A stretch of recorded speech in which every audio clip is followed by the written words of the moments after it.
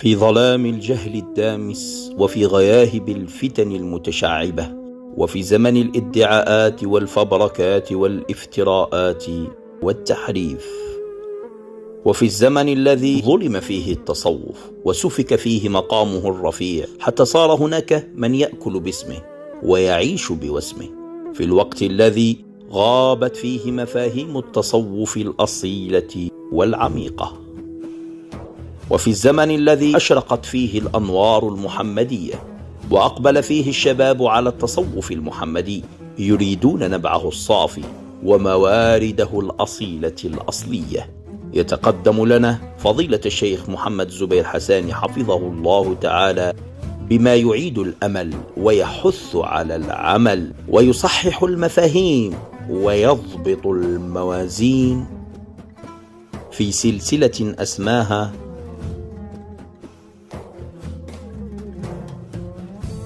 أصول التصوف المحمدي.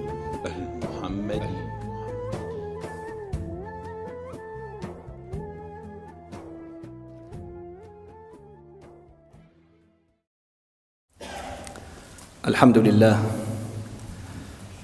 الذي جعل المخرج من فتن الجاهلية الأخرى بنجم الفتوة، كما كان المخرج من الجاهلية الأولى بشمس النبوة، فلا زالت المحجة البيضاء متصلة ما بين حضرة الرسالة والولاية. وصلى الله وسلم وبارك وشرف وكرم ومجد وعظم وجلل وقدس على سيدنا ومولانا رسول الله صلى الله عليه وسلم، شجرة النور الذاتية المتجذرة في الأصول بالنبوة والمتألقة بالفروع بالفتوة، زيتونة لا شرقية ولا غربية يكاد زيتها يضيء ولو لم تمسسه نار، نور على نور يهدي الله لنوره من يشاء، وعلى آله وصحبه وسلم تسليما. ثم ما بعد، لازلنا في هذا الشهر الكريم شهر الولاء، ونحن نحتفل بمولد السيدة فاطمة الزهراء عليها السلام، وليلة الاثنين كما مضى معنا نربط فيها ما بين سلسلة أصول التصوف وبين مشرب العترة أو المشرب الفاطمي الخاص. ذكرنا في الأسبوع الماضي حقيقة الإمام المهدي، مسألة ختم الولاية وعلاقتها بهذا البيت الكريم وعلاقتها بالمشرب، ولعلنا إن شاء الله في هذه الجلسة نتكلم عن علاقة المهدوية بمشرب الولاية أو مشرب أهل البيت في آخر الزمان. هذا الزمان كما تعلمون، لما تكلم سيدنا صلى الله عليه وآله وسلم عن الساعة، عن فقه الساعة وهي الركن الرابع كما في حديث أم السنة حديث سيدنا جبرائيل، أسس له في حديث سيدنا جبرائيل، ثم تكلم في أحاديث عدة وفرع عن هذا صلى الله عليه وآله وسلم. فكما قال بعثت أنا والساعة كهاتين، وقارن ما بين سبابته الشريفة ووسطاه الشريفة صلى الله عليه وآله وسلم، وقال في الختام أن المهدي من عترة من ولد فاطمة. وقال سيدنا الإمام علي ويصح موقوفا عليه: بنا بدأ الله هذا الأمر وسيختمه بنا بدأ الله هذا الأمر وبه سيختم، به ولا بنا سيختم وبنا سيختم. ذكرنا بأن المسألة حينما بدأت بسيدنا محمد الهادي ستختم بسيدنا الإمام محمد المهدي، وهذه الرابطة بين حضرة الإمام المهدي وبين حضرة سيدنا رسول الله واضحة، كونه من صلبه ومن ذريته. المهدي مني، يقول صلى الله عليه وآله وسلم في الحديث الآخر: أجل الجبهة أقنى الأنف. ثم يقول تتمة للحديث أو في رواية أخرى: يوافق أو يواطئ اسمه اسمي واسم أبيه اسم أبي. يواطئ أو يوافق. على ظاهر الحديث نأخذه أنه اسمه محمد وأبوه اسمه عبد الله، أي هو محمد بن عبد الله. المهدي لقب له، أي هو مهدي، لأنه في الحديث الآخر: لن تقوم الساعة حتى يظهر المهدي، وهو رجل من ذريتي يصلحه الله في ليلة. تكلم ساداتنا عن مسألة يصلحه الله في ليلة، ما معناها؟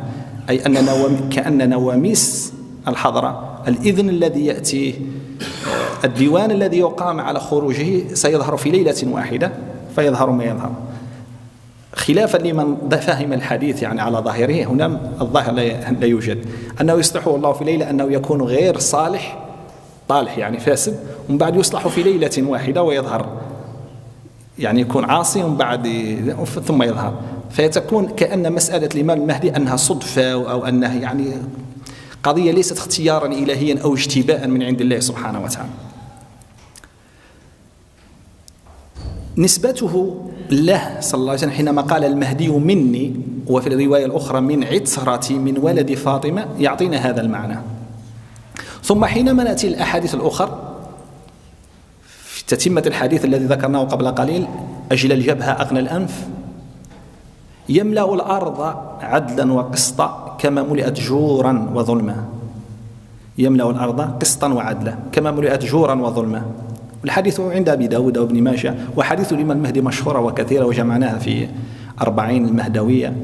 وفي الحديث الخاصة بآل البيت لما جمعنا جملة حديث خاصة بأهل البيت عندنا عند معاشر أهل السنة والجماعة في مسانيدهم، وصلنا بالحديث الإمام المهدي بالمئات، ما بين صحيح وحسن وضعيف يجوز العمل به في فضائل الأعمال أو في فضائل الأشخاص.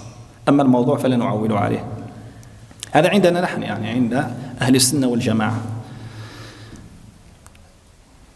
وجدنا أن جملة أحاديث الإمام المهدي متعلقة بآخر الزمان، كونه سيكون هو المخلص في آخر الزمان. ولعل هذه الليلة مناسبة نوعا ما لما هو الحدث الآن. هذه الليلة كما تعلمون ليلة ميلاد سيدنا عيسى المسيح عليه السلام. وانظروا الغرب كيف يحتفلون بسيدنا عيسى، حق لهم أن يحتفلوا، هم على باطل ولا حق، ذاك شيء آخر. أما مجرد حبهم لسيدنا عيسى فهو شيء جميل.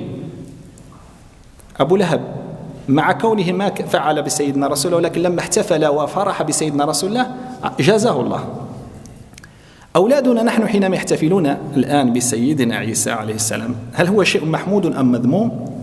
كونهم يحتفلون بسيدنا عيسى كنبي ورسول الله على منوال سيدنا رسول الله، نعم شيء محمود، ولكن بعدما يحتفلوا بسيدنا رسول الله وأن يدخلوا من باب سيدنا رسول الله.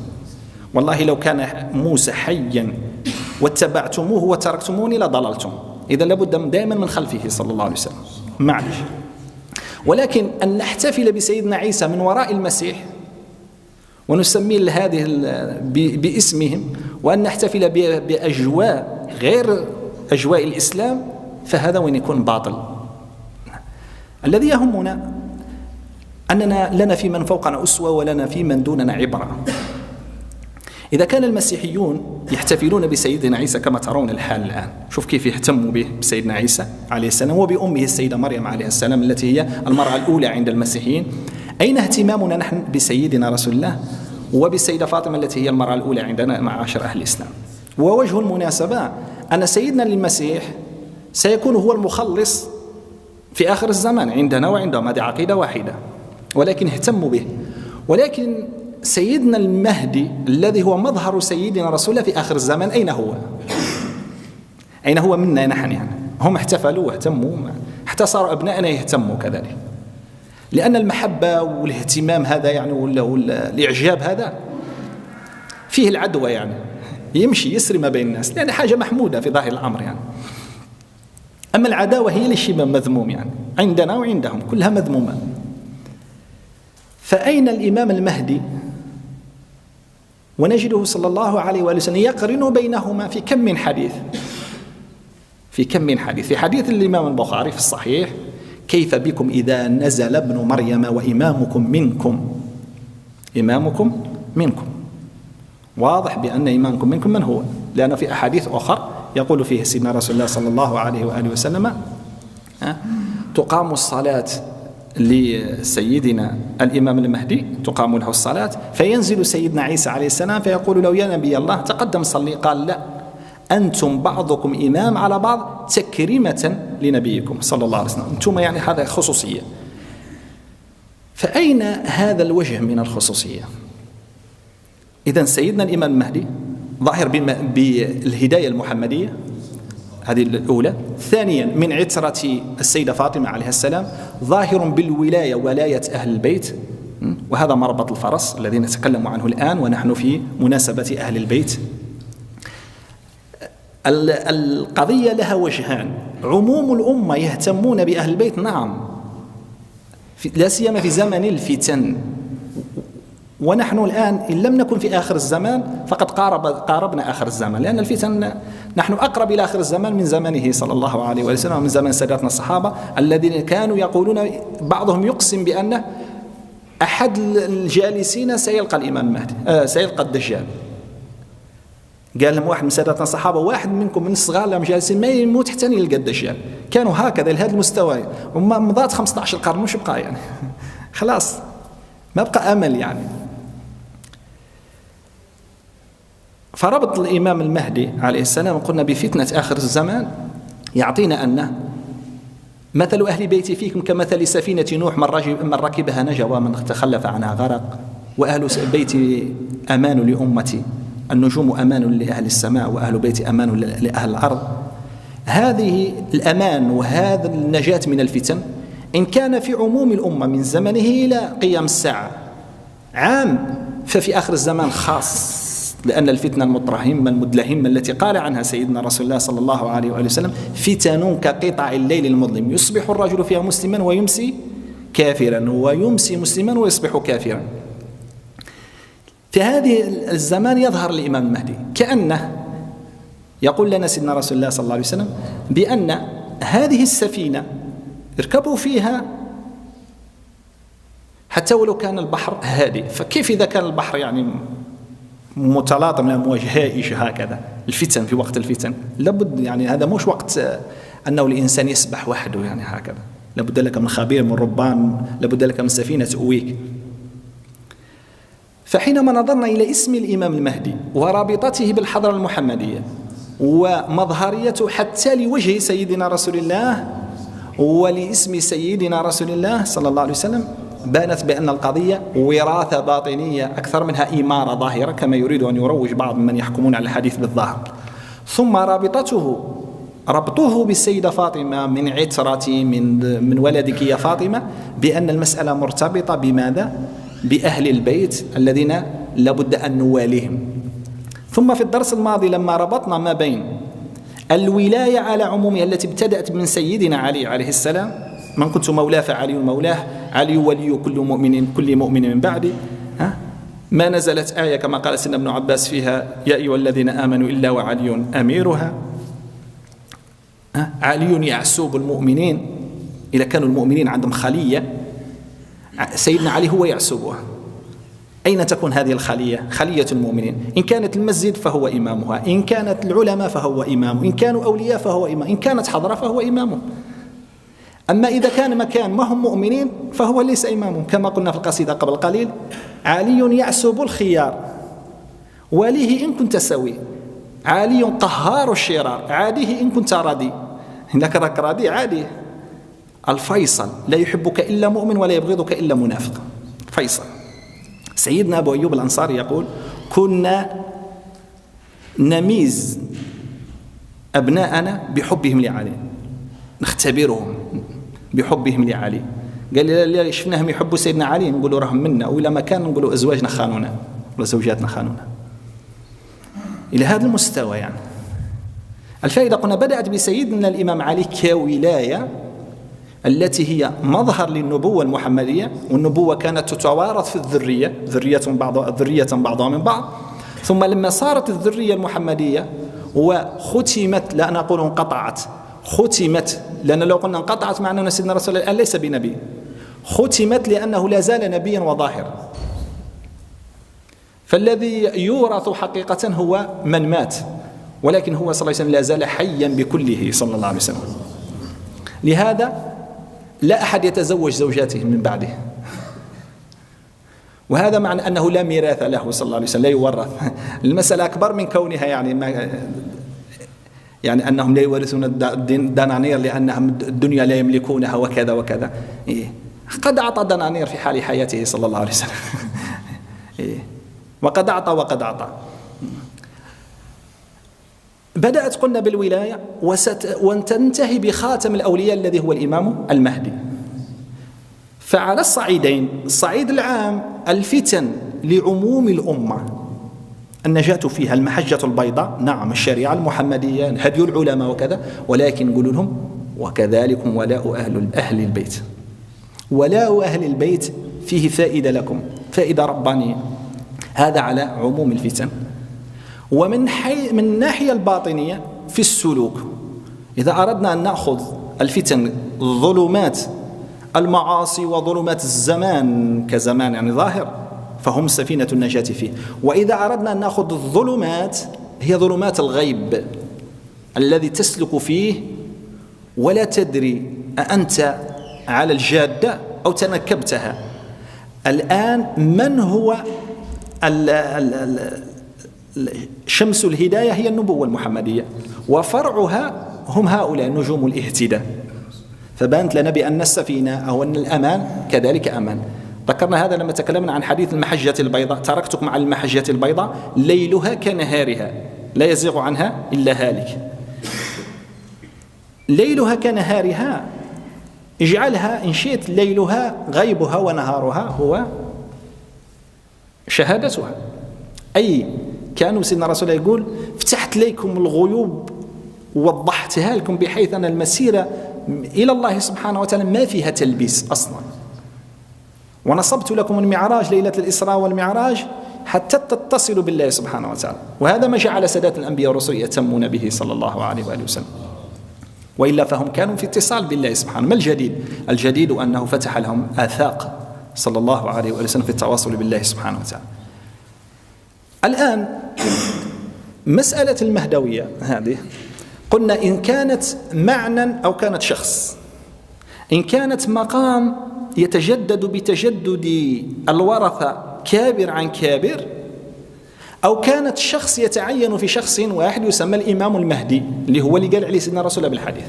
في كلا الحالتين يهمنا نحن الأمر أنه ولاية سيدنا الإمام علي التي قال لنا عنها سيدنا رسول الله اللهم والي من والاه وعاد من عاداه على معنيين: إما أن تكون متعينة في شخص سيدنا الإمام علي وهو مهم جدا، وإما أن تكون هذه في معنى شخصية سيدنا علي أو في معنى مقام سيدنا علي، وهو أين؟ في الورثة من ذريته.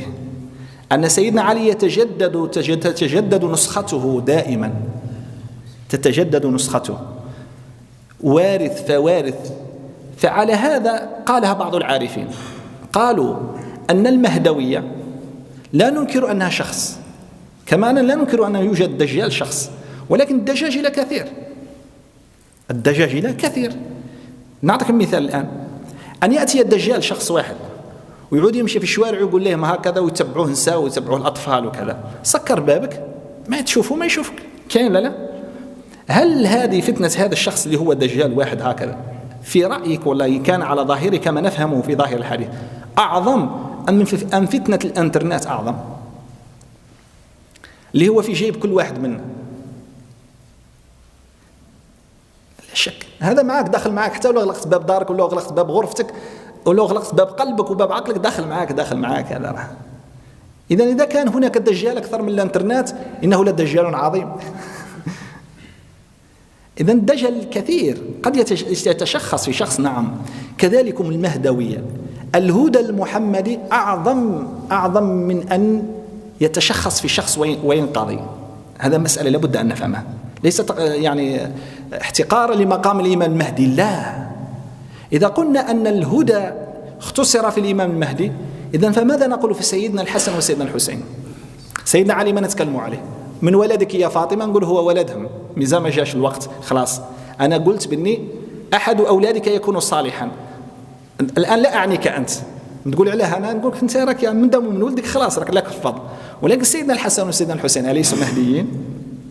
الذرية من بعدهم، سيدنا علي زي العابدين، سيدنا الحسن المثنى، سيدنا إدريس الأكبر، سيدنا إدريس الأصغر، سيدنا جعفر الصادق، سيدي محمد الباقر، الشيخ سيدي عبد القادر، سيدنا الإمام الشاذلي، سيدي عبد السلام بن مشيش، قس عليه الآلاف من أقطاب هذا البيت الكريم.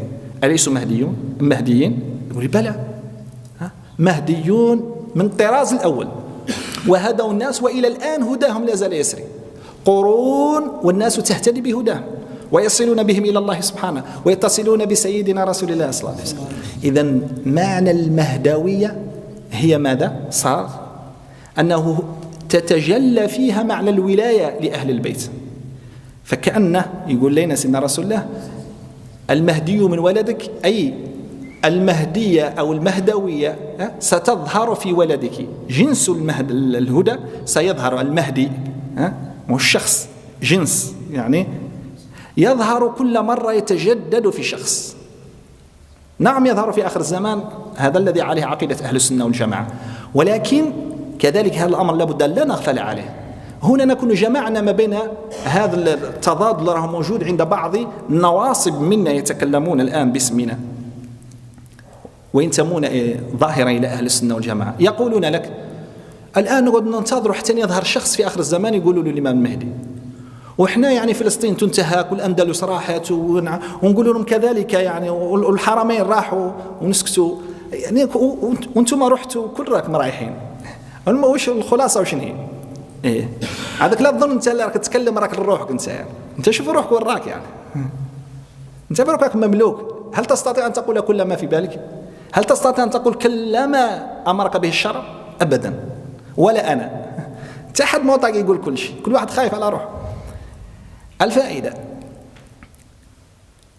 يقول لك إذا كان الأمر كذلك أن ننتظر شخص يأتي في القرن الفلاني، نعطي مثال، نحن في القرن ال15، أن يأتي الإمام المهدي في القرن 16 ولا 17، ونقعد ننتظر 16 ولا 17 القرن وإحنا في الفوضى وإحنا في الدم وكذا، ومن بعد يأتي في القرن 17 ونجى الأمة، معليش حتى على افتراض أنه نجى يقول لك، ولكن نجى قرنه فقط، والقرون الأخرى هي كانت رايحة في داهية. فهمتوا؟ يقول لك إذن على هذا المفهوم إذا لا يوجد الإمام المهدي، نقول لهم لا، على هذا افهموا ما معنى الإمام المهدي، افهموا ما معنى المهدوية أصلا.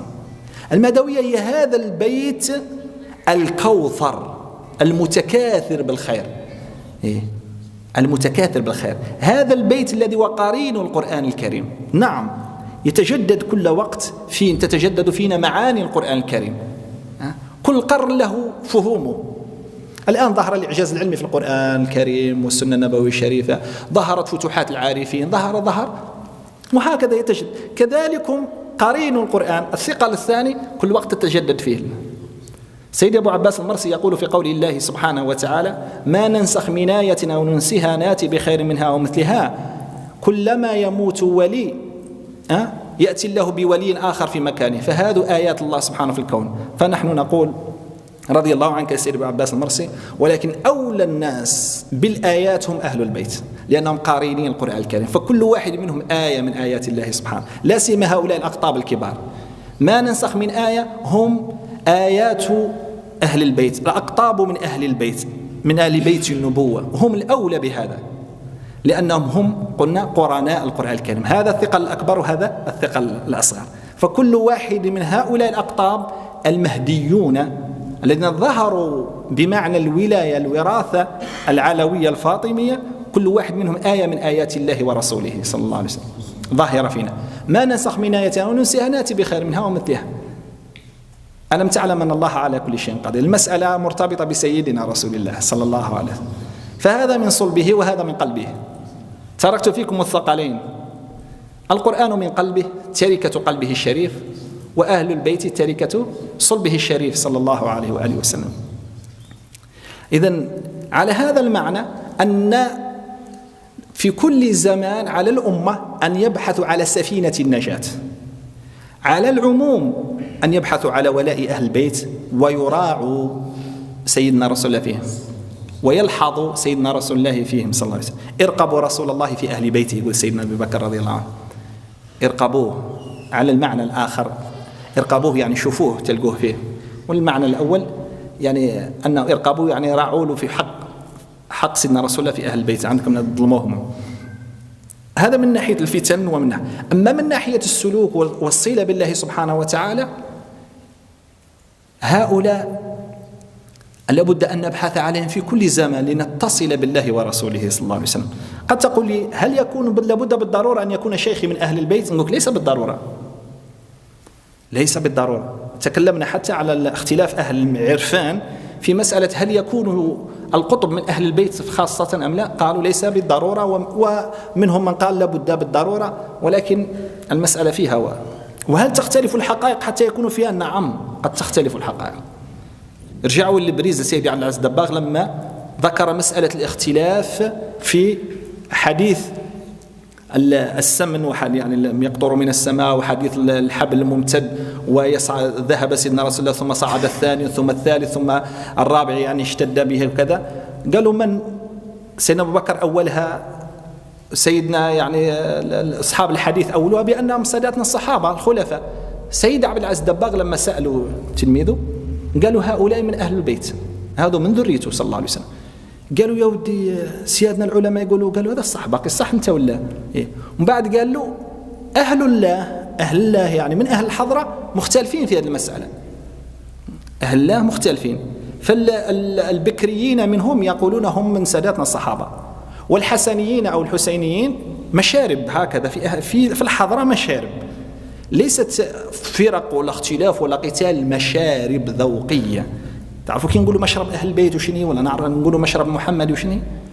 قالوا يقولون هؤلاء من أهل البيت، والحق مع مشرب اللي هم من أهل البيت. قالوا مع أنني مشربي الصديقي، مشربي من سيدنا أبو بكر، ولكن الحق حق يقال.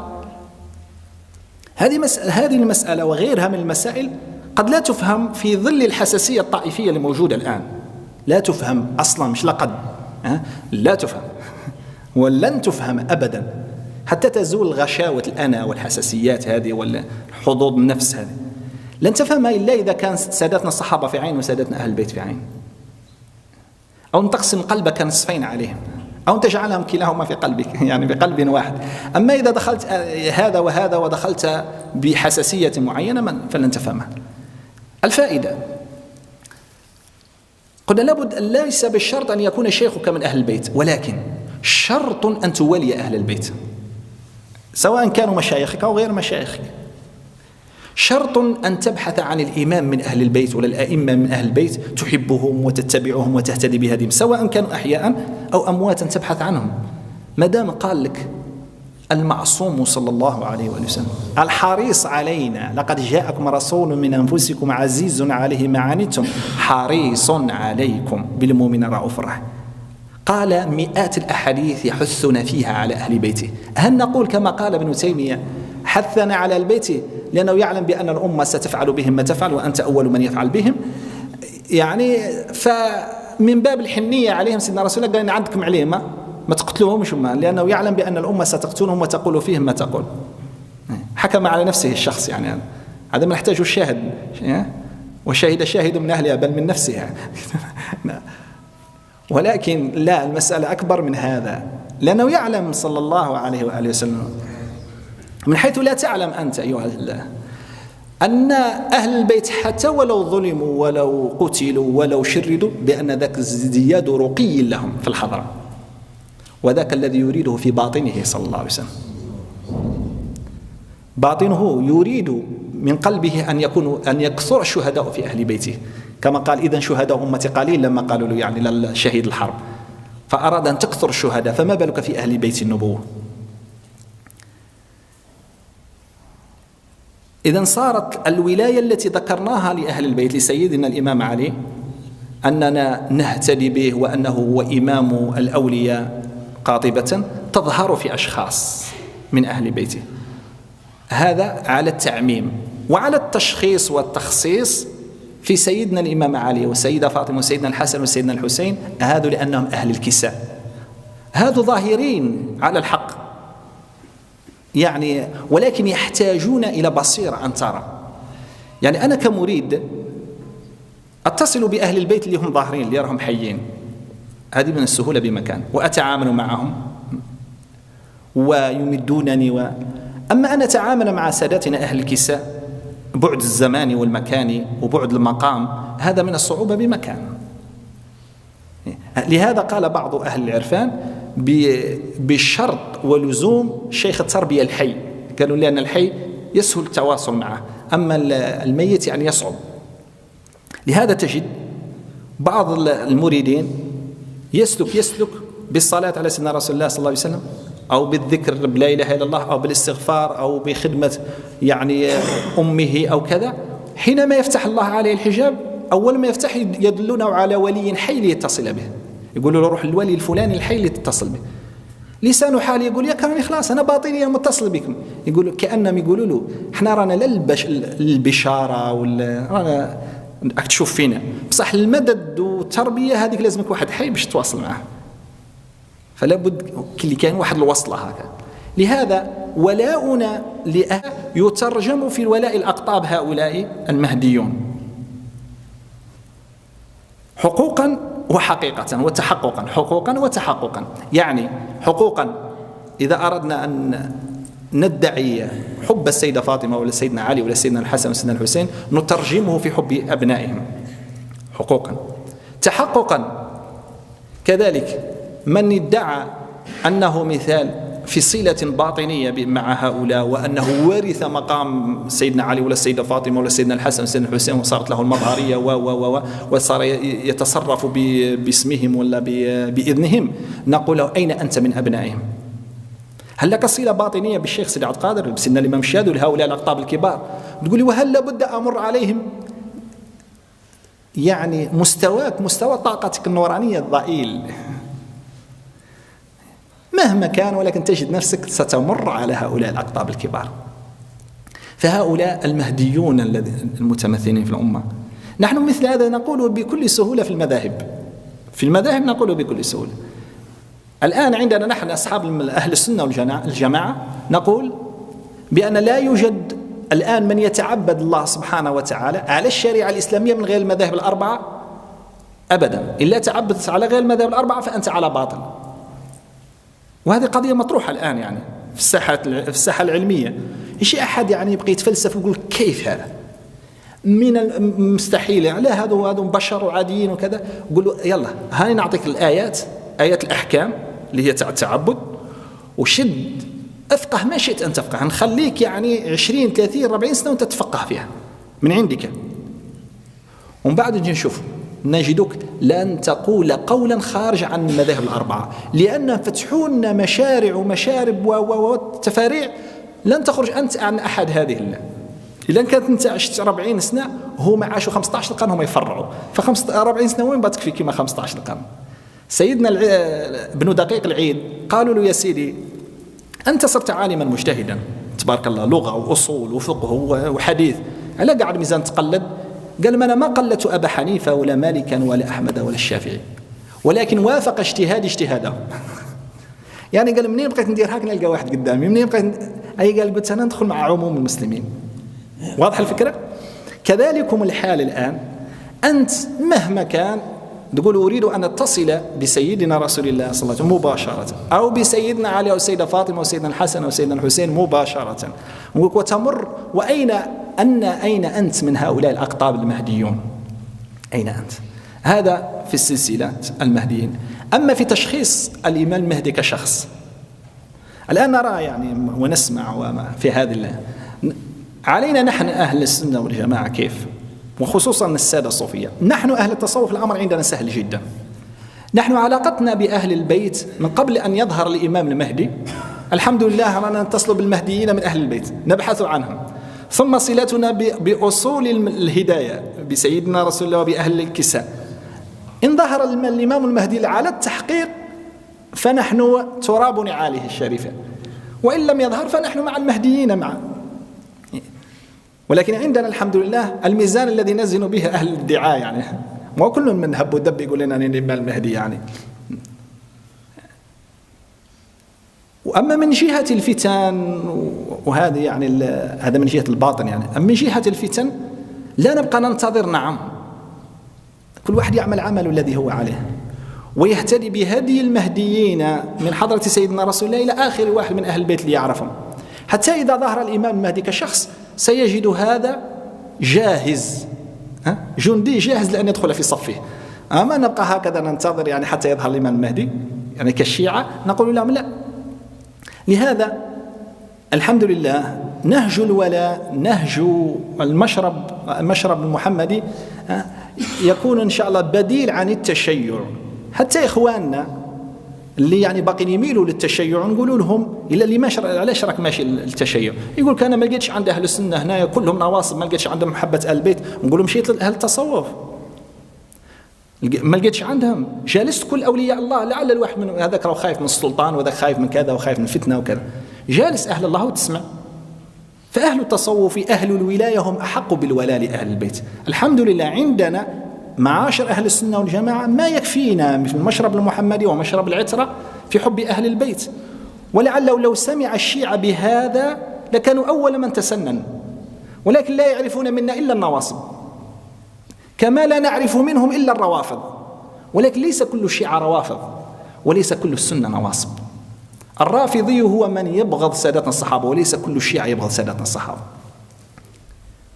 فالتشيع كان من قديم، بل بعض في زمن سيدنا علي وسادتنا سيدنا الحسن وسيدنا الحسين وأكابر آل البيت كان لفظ التشيع ميزان. بل في حديث نبوي شريف فيه يعني سيدنا علي قالوا وشيعتنا قالوا من ورائنا، قالوا أي يعني كيف؟ قالوا سيدنا رسول أول من يدخل الجنة قالوا أنا وأنت يعني فاطمة وحسن وحسين، قالوا وشيعتنا قال من ورائنا.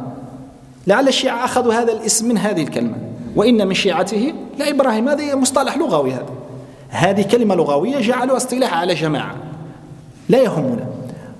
النواصب ليس الناصبي هو السني، ولكن الناصبي هو من ينصب العداء لأهل البيت. فنحن أولى بساداتنا أهل البيت من الروافض ومن الشيعة، وأولى بساداتنا الصحابة من النواصب الذين يدعون حب أهل البيت. فليس النصب هو حب ساداتنا الصحابة، ولكنه بغض أهل البيت، وليس الرفض هو حب أهل البيت، بل هو بغض ساداتنا الصحابة. فنحن مع الحب في الطائفتين ولسنا مع البغض عندهما. هذا والله ورسوله أعلم وأحكم، وصلى الله على سيدنا ومولانا رسول الله وعلى آله وصحبه وسلم تسليما. سبحان ربك رب العزة عما يصفون من على المرسلين والحمد لله رب العالمين. الصلاة والسلام عليك سيدنا يا حبيب الله، الصلاة والسلام سيدنا يا نبي الله، الصلاة والسلام سيدنا يا رسول الله، الصلاة والسلام عليك صلى الله عليك وعلى آلك والرضا عن أصحابك يا خير من اختارك الله. اللهم صل عليك سيدي، الله يتقبل منا ومنكم إن شاء الله.